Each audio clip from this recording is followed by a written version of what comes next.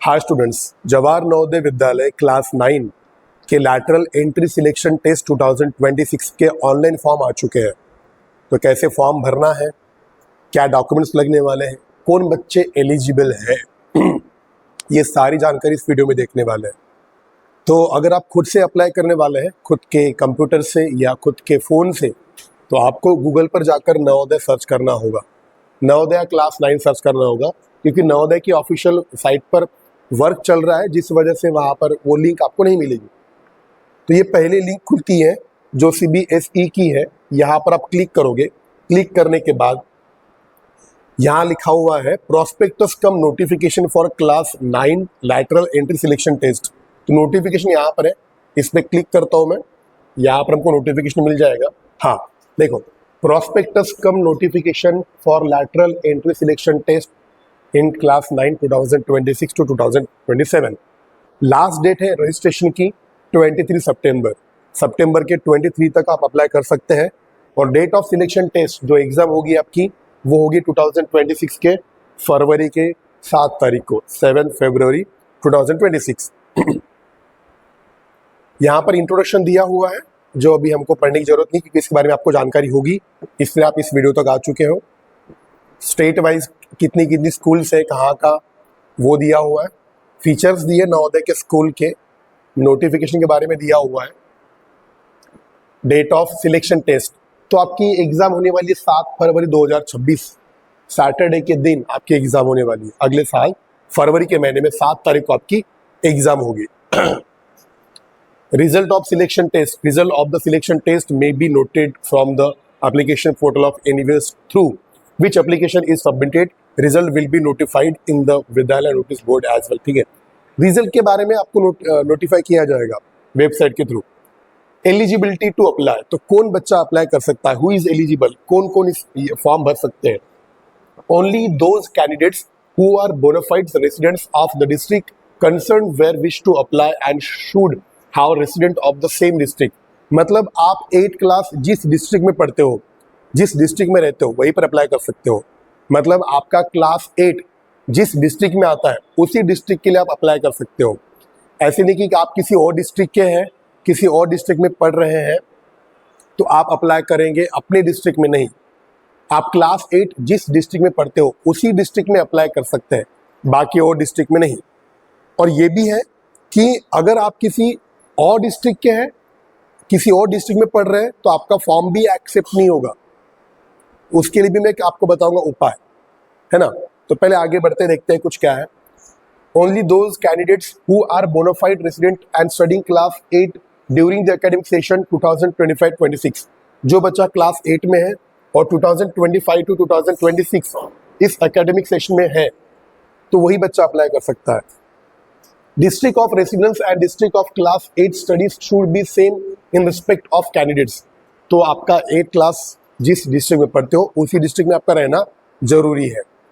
अगर आपके आधार कार्ड पर किसी और डिस्ट्रिक्ट का एड्रेस दिया होगा, तो उसके लिए भी एक है उपाय, देखेंगे बाद में। Date of birth of candidate must be between 1 May 2011 to 31 July 2013, both days inclusive. तो आपका जन्म जो है इस डेट से लेके इस डेट तक 1 मई 2011 से लेके 31 जुलाई 2013 के बीच का होना चाहिए। अगर आप इस दिन भी पैदा हुए हैं तो भी आप अप्लाई कर सकते हैं। आपका जन्म इस दिन भी हुआ है 31 जुलाई 2013 को, तो भी आप अप्लाई कर सकते हैं। तो इस और इस डेट के बीच में आपकी डेट ऑफ बर्थ होनी चाहिए। आप इस डेट के तो भी अप्लाई कर सकते हैं, इस डेट के तो भी अप्लाई कर सकते हैं, लेकिन इसके पहले के नहीं और इस डेट के बाद के बच्चे अप्लाई नहीं कर पाएंगे। कौन एलिजिबल नहीं है? जो बच्चा पहले से 8 क्लास पास हो चुका है वो एलिजिबल नहीं है, या फिर जिसका डेट ऑफ बर्थ इसके बीच में नहीं आता वो बच्चा एलिजिबल नहीं है, या फिर कोई बच्चा जो पहले से नवोदय के लिए अप्लाई कर चुका था वो बच्चा एलिजिबल नहीं है।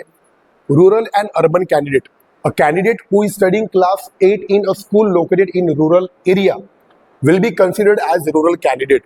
वो बच्चा जो क्लास 8 रूरल स्कूल लोकेशन पढ़ रहा है वो रूरल कैंडिडेट कहलाएगा। मतलब अगर आपकी स्कूल किसी रूरल एरिया में आती है तो आप रूरल कैंडिडेट कहलाओगे।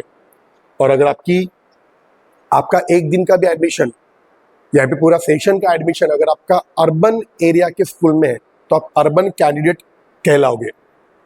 कैसे अप्लाई कर सकते हैं? ये वेबसाइट है नवोदय की, इस पे अप्लाई कर सकते हैं, लेकिन शायद यहाँ तक आप पहुँच नहीं पाओगे। तो CBSE के थ्रू जो लिंक दी जाती है वहाँ से फॉर्म भरना।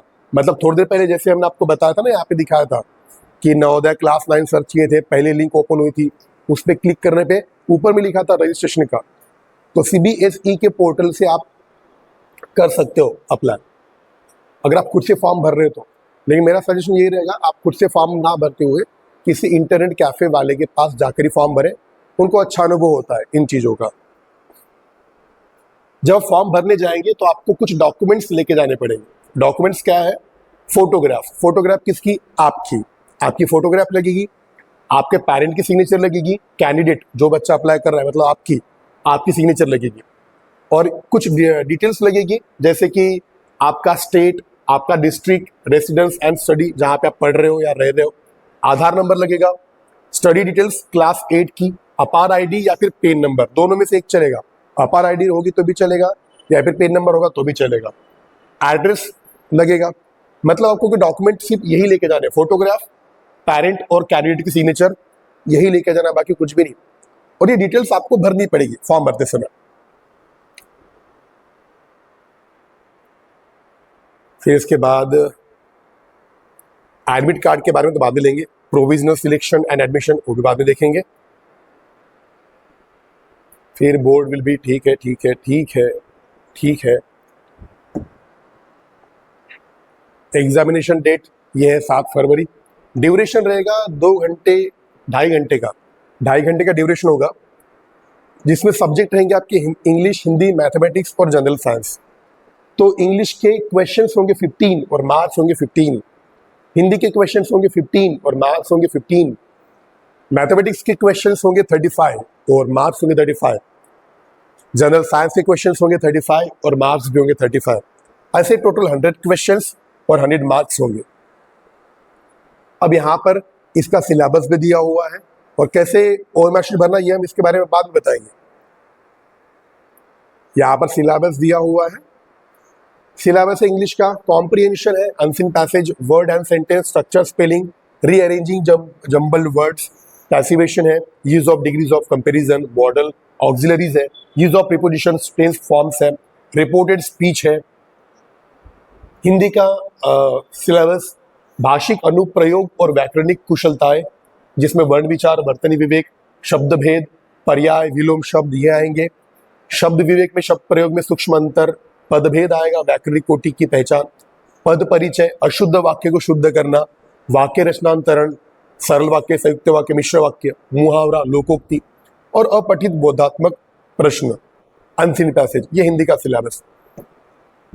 साइंस का syllabus crop production and management, micro organism, friend and foe, coal and petroleum, combustion and flame, conservation of plants and animals, reproduction in animals, reaching the age of adolescence, force and pressure, friction, sound, chemical effects of electric current, some natural phenomena, light, ये science के topic है। और maths में रहेगा rational number, squares and square roots, cubes and cubes root, exponents and powers, direct and inverse proportion, comparing quantities जिसमें percentage, profit and loss, discount और simple and compound interest ये आएगा। Algebraic expression आएगा and identities including factorisation, मतलब algebraic expression इनका factorisation आएगा।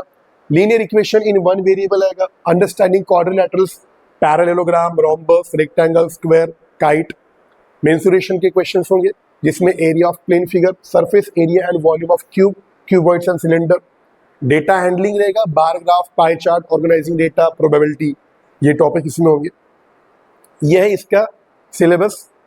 और यहाँ पर दिया हुआ है आपके डिस्ट्रिक्ट वाइज कितनी वैकेंसीज है, या फिर प्रॉस्पेक्टस में भी देख सकते हो कि आपके डिस्ट्रिक्ट में आपके कैटेगरी वाइज कितनी वैकेंसीज है। तो यहाँ पर क्या निकल के आया कि 23 सितंबर लास्ट डेट है फॉर्म भरने की। आप क्लास 8 जिस डिस्ट्रिक्ट में पढ़ रहे हैं उसी डिस्ट्रिक्ट में अप्लाई कर सकते हैं। अब कुछ बच्चों का सवाल ऐसा होगा, सर हमारा प्रॉपर एड्रेस जो है ना आधार कार्ड पे वो किसी और डिस्ट्रिक्ट का है और हम क्लास 8 किसी और डिस्ट्रिक्ट में पढ़ रहे हैं, तो जब आप फॉर्म अप्लाई करोगे तो सबसे पहले रजिस्ट्रेशन में आता है कि आधार कार्ड है क्या, वहाँ पर नो पे सिलेक्ट करना, और आप जिस डिस्ट्रिक्ट में पढ़ रहे हो उस डिस्ट्रिक्ट का रेसिडेंशियल प्रूफ आपको वहाँ पर अप्लाई करना होगा, मतलब वहाँ पर स्कैन करना होगा।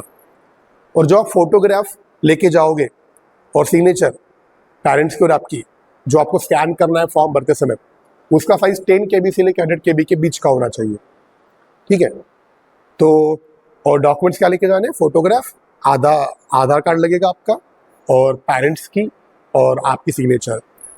तो ये सब जानकारी मुझे जितना जितना याद आया, जो जो यहाँ पर लिखा हुआ था, मेंशन था, वो सारी जरूरी जानकारी मैंने यहाँ पर देने की कोशिश की है। लेकिन फिर भी अगर कोई जानकारी छूट गई हो तो आप कमेंट कीजिए, मैं आपको बता दूंगा उसके बारे में।